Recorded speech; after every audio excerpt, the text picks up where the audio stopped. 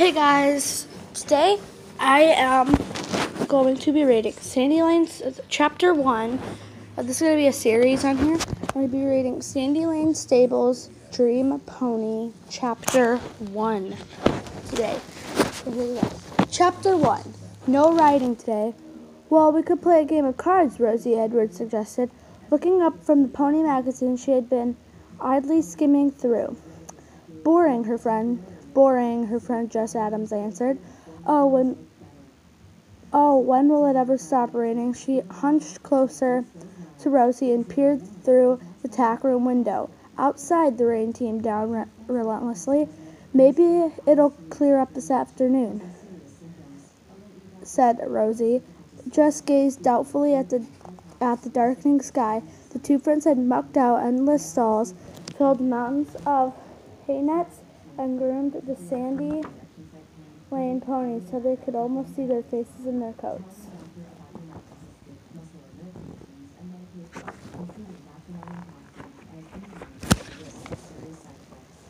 On any other Saturday, they would have been outside in the stable yard, tacking up the ponies for the 11 o'clock ride, but because of the torrential rain, Nick and Sarah Brooks, the owners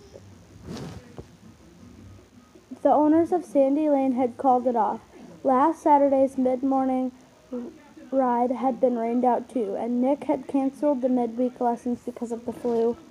So it really wasn't a good time for Sandy Lane stables right now. Rain, rain, go away, Jess. Rain, rain, go away, Jess sang grumpily. She pulled a sheet of paper out of her bag. I was going to fill this in later, but I may as well do it now. What is it? Rosie looked up. An entry form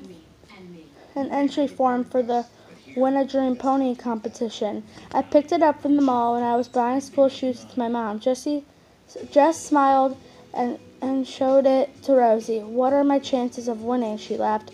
Pretty slim, Rosie admitted, grinning. Anyway, you don't need to win a pony.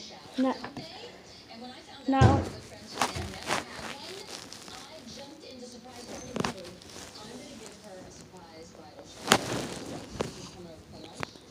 Sorry, guys.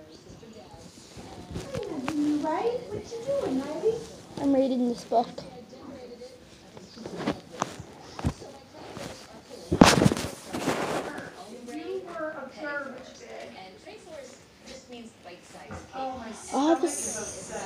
I know. Yours is upset too?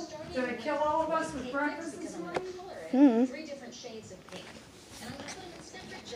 That one, you've got all the Sandy Lane ones. I can't imagine wanting to ride any other pony but Pepper, Jess sighed. You're very loyal, Rosie, she said. Pepper was one of Sandy Lane's oldest ponies, a stubborn little piebald that Rosie adored.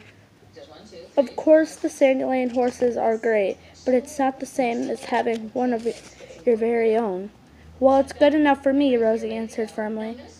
Still, we have nothing better to do. What do you have to do to win? What do you have to do to win? Jessie grabbed a pen and read the first question. Name 6 points of the horse.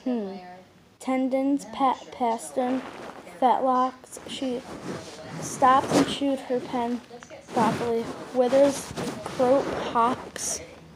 Rosie finished quickly. Pretty good, Jess said. Hey, listen to this. The runners-up will win a year's supply of new and approved Mango Miracle shampoo and a bottle of Essence of Peach perfume, courtesy of competition sponsors Very Vert Cosmetics. Yuck. Jess wrinkled up her nose. Who'd want to win that?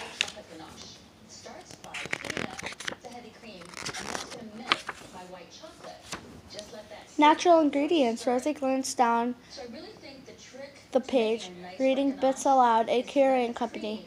No animal testing. That's good to hear. It certainly is, Jess declared. but he scents of ponies is the only smell for me. Rosie laughed and just grinned back at her friend. They couldn't look more different if they tried. Rosie was always beautifully turned out. The buttons on her jacket were never missing. There were never holes in her socks. Her hair was never messy or uncombed. Not like me, just thought. Strange then that she and Rosie should be best friends.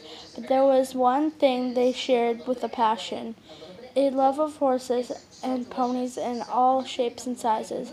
Jess sighed heavily as she looked around the cozy tack room with its moth-eaten armchairs, faded but cheerful curtains, and tattered old pony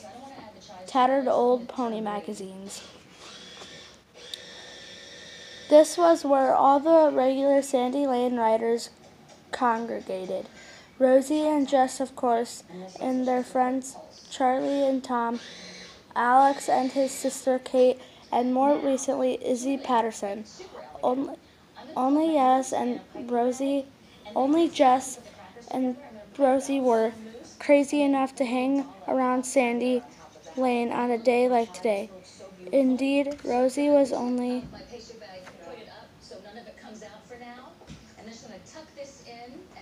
I'm trying to read here.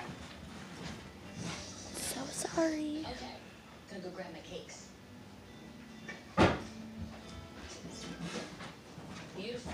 And while they cool, I'm gonna take a look at my dough. The moment of truth. This was the first rise. Beautiful. Now start melting my butter. So I'm gonna get half of this in my baking dish. So the bubbles don't stick and they get a little bit of butter. Only Jess and Rosie were crazy enough to hang around Sandy Lane on a day like today. Indeed, Rosie was only here because Jess had begged her to come. It might clear up, you never know, Jess had observed optimistically. The 11 o'clock ride had been the only thing that had propelled her through a dreary week of school. Still, it wouldn't have been safe to ride in the howling storm, especially with all the wet mud underfoot.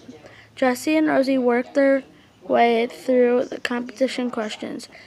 They were doing pretty well.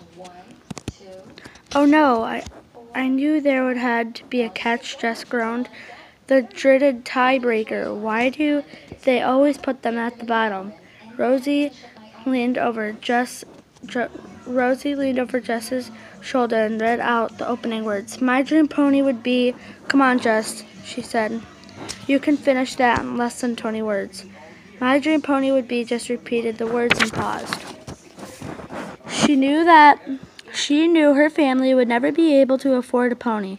The only way Jess was able to ride at all was by helping out at Sandy Lane, returned for free lessons. Not that she minded, she felt very lucky.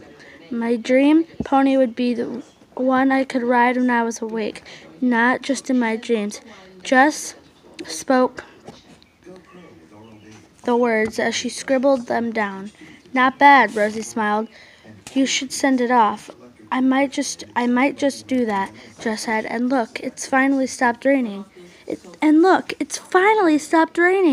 Jess stuffed the competition form in her pocket and followed Rosie happily out of the tack room into the brightening stable yard. That was chapter 1 of Sandy Lane Stable's Dream Pony. And next is chapter 2, but we're not going to read that today. I'm going to make a video after this, so yeah. Bye. This was chapter 1 of Sandy Lane Stable's Dream Pony by Susanna Lee. Bye, guys.